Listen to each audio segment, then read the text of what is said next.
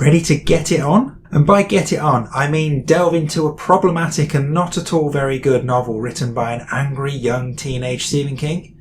Good! Here's 19 reasons to read Rage.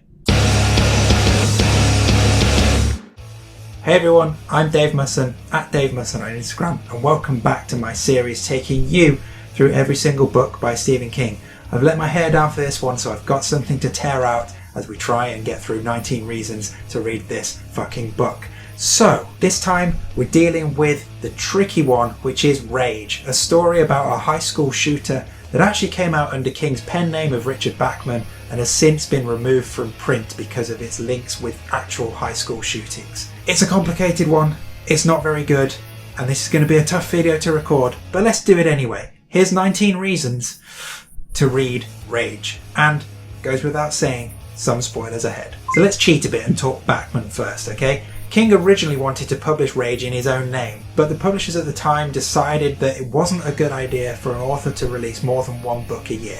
So he needed a pen name, and that's what he did. His original choice for a pen name was Gus Pillsbury, his granddad's name, but he had to switch it last minute because the name got out.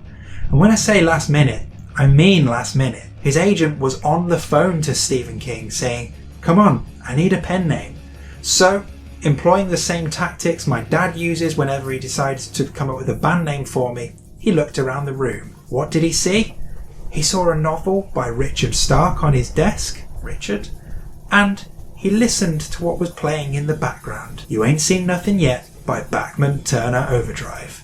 Before long, Richard Bachman was born.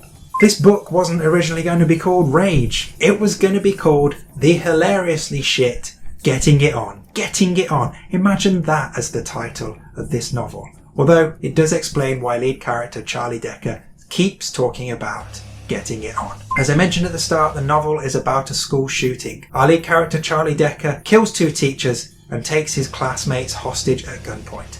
It would never get published today, and it is quite a difficult one to plough through. Unsurprisingly, the book has been linked to real-life high school shootings. At least 5 high school shootings have emerged where the shooter either said they were inspired by Rage or had a copy of Rage among their possessions. Because of this, King has allowed the book to fall out of print. Interestingly though, King does have another shooter story, Cain Rose Up, which is part of Skeleton Crew and is still out there.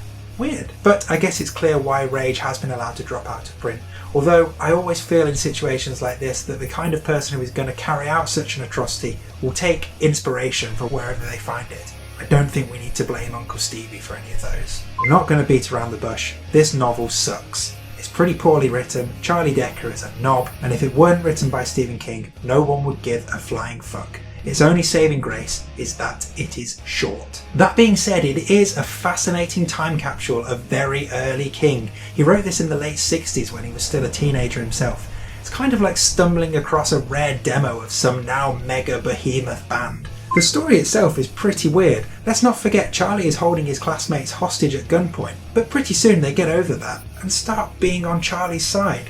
They actually end up turning on the big man on campus, Ted Jones, and beating him into a catatonic state. It is full-on Lord of the Flies society gone bad. I mentioned the original title was Getting It On Right. Actual lol. It feels crazy to say it, but there are similarities between Rage and Carrie, mainly around the idea of being an outsider. Boom boom. The outsider is a Steve. Yeah, forget about it. Okay, I'm struggling now. There is a bit where a police sniper tries to shoot Charlie through the heart, only for the bullet to be stopped by a handily placed padlock there earlier. You know, that cliched thing? Any good?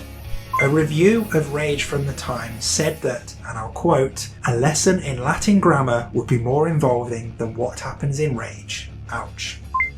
How many more reasons?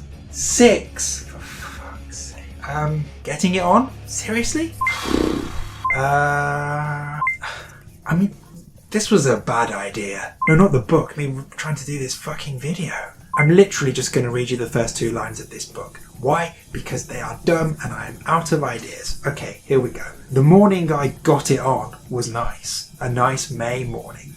What made it nice was that I'd kept my breakfast down and the squirrel I spotted in Algebra 2. Fuck off. Okay, you get the picture. This one isn't very good. It's an interesting curio of where King was at this time, but it's a good thing it doesn't really exist anymore, and it's definitely a good thing it wasn't his actual debut novel. And I'm sure it was written with good intentions, or certainly no bad intentions, but you can't account for what some freaks will do with your art, can you? There you go, not quite 19 Reasons to Read Rage by Richard Bachman or Stephen King to you and me. Let me know what you thought in the comments, and don't forget to come and say hi on Instagram, and check out my band Chapter 19, where you can check out our song Stephen. And don't worry, next time will be much more fun. We're jumping into our first short story collection when we travel through Night Shift. Take care, and let's come back soon to get it on again.